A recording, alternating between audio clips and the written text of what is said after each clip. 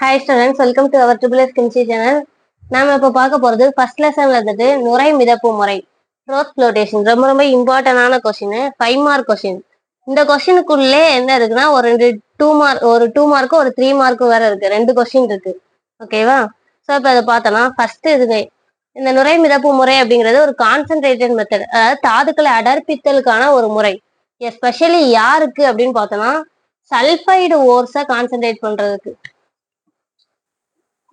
Sulphide ஓர்ஸை concentrate பண்றதுக்கு இது ரொம்ப யூஸ்ஃபுல்லா இருக்கு.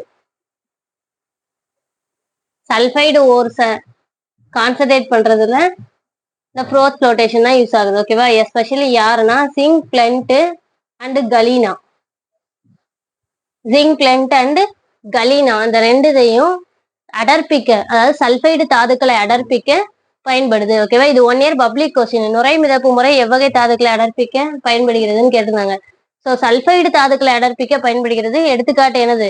Zinc blende and galena. உங்களுக்கு அந்த பேர் எழுத கஷ்டமா இருந்துச்சு, அந்த கெமிக்கல் ஃபார்முலா மட்டும் எழுதினா கூட போதும். ஓகேவா?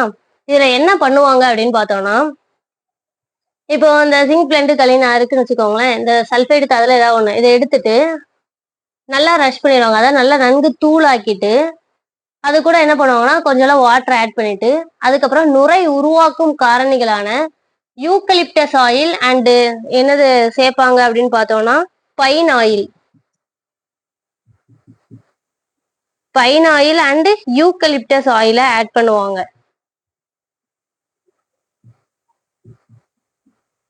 பைன் எண்ணெயும் யூக்கலிப்டஸ் எண்ணெயும் என்ன பண்ணுவாங்க, அந்த நன்கு தூள் செய்யப்பட்ட தாது கூட வாட்டர் ஆட் பண்ணுவாங்க கொஞ்சோல, அதுக்கப்புறம் இதை ஆட் பண்ணுவாங்க. இது எதுக்கு அப்படின்னு பார்த்தோம்னா இதுதான் ஃப்ரோத்திங் ஏஜென்ட், அதாவது நுரை உருவாக்கும் காரணி. இதுதான்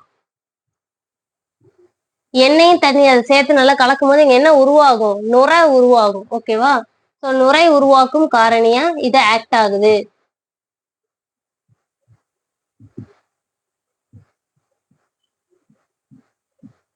அதுக்கப்புறம் இதுல சோடியம் எத்தில் சாந்தேட் அப்படிங்கிற இன்னொரு கெமிக்கல் ஆட் பண்ணுவாங்க.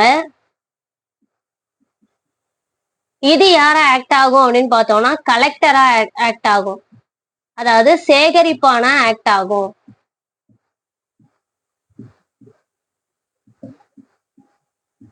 சோடியம் எத்தில் சாந்தேட்டும் இதுல ஆட் பண்ணிட்டு வெளியில இருந்து உள்ள வந்துட்டு ஒரு சின்னதா ஒரு ஸ்டார் மாதிரின்னு வச்சுக்கோங்களேன். ஸோ உள்ள இருக்கும். அண்ட் தென் வெளியில இருந்துட்டு என்ன பண்ணுவாங்கன்னா ஆக்சிஜன் சப்ளை இதாக இருக்கும். அதாவது அந்த ஃபிஷ் டேங்க்ல எல்லாம் பார்த்துருப்போம்ல. ஸோ அந்த ஆக்சிஜன் சப்ளை உள்ள போயிட்டு இருக்கும். பிளஸ் அது என்ன ஆயிட்டு இருக்கும்? ரொட்டேட் ஆயிட்டு இருக்கும். ஸோ நல்லா கலக்கிக்கிட்டே இருக்கும். அப்ப என்ன ஆகும்னா இந்த சல்ஃபைடு தாது, தண்ணி பிளஸ் அந்த எண்ணெய், அதுக்கப்புறம் என்ன ஆகும்? சோடியம் எத்தில் சாந்தேட் இது எல்லாமே சேர்ந்து என்ன ஆகும்? நுரையா வெளியில வரும். இந்த நுரையில வந்துட்டு இந்த ஃப்ரோத்ல வந்துட்டு யாரு காணப்படுவாங்க அப்படின்னு பார்த்தோம்னா சல்ஃபைடு. இது கீழே இந்த ஓர்ல இருக்கக்கூடிய சல்ஃபைடு எல்லாத்தையும் பிரிச்சு அப்படியே எங்க கொண்டு வந்துடும்? அந்த மேல நுரைக்கு கொண்டு வந்துடும். நெக்ஸ்ட் என்ன பண்ண வேண்டியது? அந்த நுரையை மட்டும் தனியா பிரிச்சு எடுத்துட்டு அதை ட்ரை பண்ணோம்னா நம்மளுக்கு யாரு கிடைப்பாங்க? இந்த சல்ஃபைடு தனியா நம்ம பிரிச்சு எடுத்துக்கலாம். ஓகேவா? ஸோ அப்போ என்ன பண்றாங்க அப்படின்னா இதுல வாட்டர் ரிப்பல்லண்டா எது ஆக்ட் ஆகும் அப்படின்னு நீங்க பார்த்தோம்னா சோடியம் எத்தில் சாந்தேட் கலெக்டராகவும் ஆக்ட் ஆகும். பிளஸ் என்ன ஆகும்? கலெக்டர் மீன்ஸ் அந்த ஃப்ரோத் எல்லாம் தனியா பிரிச்சு வெளியில கொண்டு வர்றதுக்கு. ஓகேவா? அது ஆக்ட் ஆகும். இந்த சல்ஃபைடு ஓர்ஸ் எல்லாமே எதுல வந்துட்டு நல்லா நனையக்கூடியதா இருக்கும் அப்படின்னு பார்த்தோம்னா எண்ணெயில வந்து நல்லா நனையக்கூடியதா இருக்கும். ஸோ வாட்டர் ரிப்பல்லண்டா இருக்கும், தண்ணியில ஒட்டாது. ஸோ அதனால ஆட்டோமேட்டிக்கா அது எங்க வந்துடும்? வாட்டரோட சர்ஃபேஸ்க்கு வந்துடும். பிளஸ் இந்த சோடியம் எத்தில் சாந்தேட் கெமிக்கல் வேற என்ன பண்ணிடும்? கலெக்டர் ஆக்ட் ஆகிறதுனால இன்னும் என்ன பண்ணிடும்? வெளியில அந்த சர்ஃபேஸ்க்கே தூக்கிட்டு வந்துடும். அதனால அந்த ஃப்ளோத் வந்து நம்ம வெளியில எடுத்து என்ன பண்ணிக்கலாம்? ட்ரை பண்ணிக்கலாம். பிளஸ் இதுல இன்னொரு இது 2 இது மெயினான காம்பவுண்ட் சேர்க்கிறோம். டிப்ரெசிங் ஏஜென்ட் அப்படின்னு சொல்லிட்டு 2 பேரு, சோடியம் கார்பனேட்டு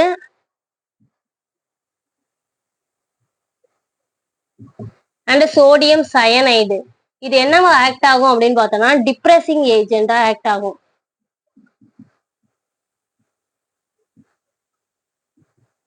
அதாவது என்ன பண்ணும் அப்படின்னா இப்போ ஜிங்க் பிளண்ட் கலீனா இதெல்லாம் இருக்கு அப்படின்னு பார்த்தோம்னா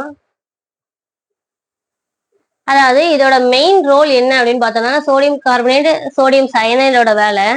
இப்போ நான் இதுல வந்துட்டு கலீனாவை நான் வந்து பிரிச்சு எடுக்க போறேன்னு வச்சுக்கோங்க, பிபிஎஸ். இதுல எனக்கு வந்து ஜிங்க் பிளண்டும் இருக்கு.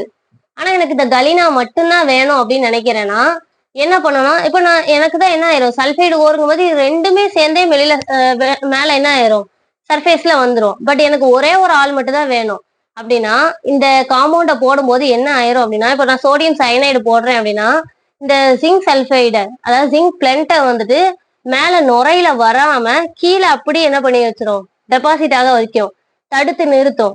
என்னவா இதை மாத்திரும் அப்படின்னு பார்த்தோம்னா சோடியம் சயனைடு வந்துட்டு ஜிங்க் பிளென்ட்டோட ஆக்ட் ஆகி ஒரு காம்ப்ளெக்ஸை உருவாக்கிரும். அதாவது Na2 ZnCN4 அப்படிங்கிற காம்ப்ளெக்ஸ, அதாவது ஒரு அணைவு சேர்மத்தை இந்த ஜிங்க் பிளென்ட்டோட சேர்ந்து ஒரு அணைவு சேர்மத்தை இந்த சோடியம் சயனைடு உருவாக்கி அப்படியே லாக் பண்ணி வச்சிடும். ஸோ மேல நுரையோட யார் வரமாட்டாங்க, இந்த ஜிங்க் பிளென்ட் வரமாட்டாங்க. ஃப்ளோத்ல யார் மட்டும் தான் வருவாங்க, கலினா மட்டும்தான் வரும். ஓகேவா?